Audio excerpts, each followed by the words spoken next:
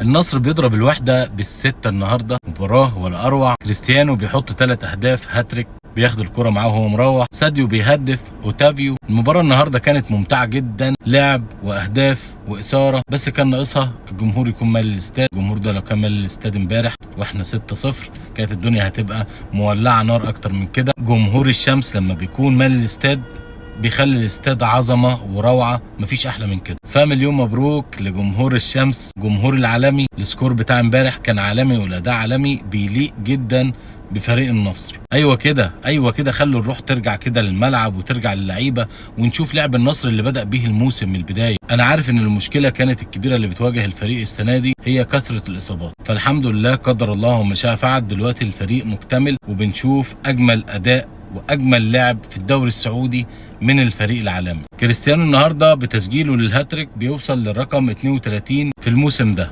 بفارق هدفين 2 عن عبد الرزاق حمد الله، وحمد الله كان هو الهداف التاريخي للموسم الواحد في الدوري السعودي. باقي 4 مباريات يقدر الدون يخلص ويحط بدل هدفين 3 و4 ويكون الهداف التاريخي على مدار الدوري السعودي في الموسم الواحد للاعب يحط في الموسم الواحد اكتر من 34 35 هدف ويكسر الرقم بتاع حمد الله. وعايز اقول لكم كمان انه حتى لما يكسر الرقم بتاع حمد الله فهو برضه منسوب للنصر. عبد الرزاق حمد الله في موسم 2018 2019 كان موسم عظيم جدا بيقدمه مع فريق النصر، وكان وقتها احرز 34 هدف، فالرقم برضه مرتبط بنادي النصر. دايما كده النصر لعيبته هم الهدافين، هم الممتعين، هم اللي عندهم الارقام القياسيه. نفسي يا رب نشد حيلنا بنفس الطريقه دي وبنفس اللعب وبنفس الاداء وبنفس الروح لحد لما نوصل مباراه الكاس. يا رب اتمنى ناخدها من الهلال وتكون مباراه عظيمه وقويه والفوز يكون حليف النصراويه.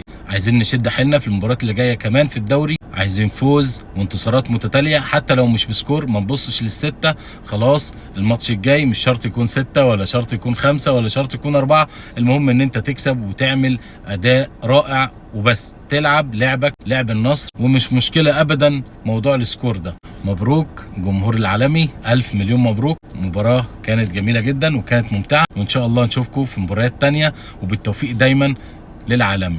شكرا لكم، سلام.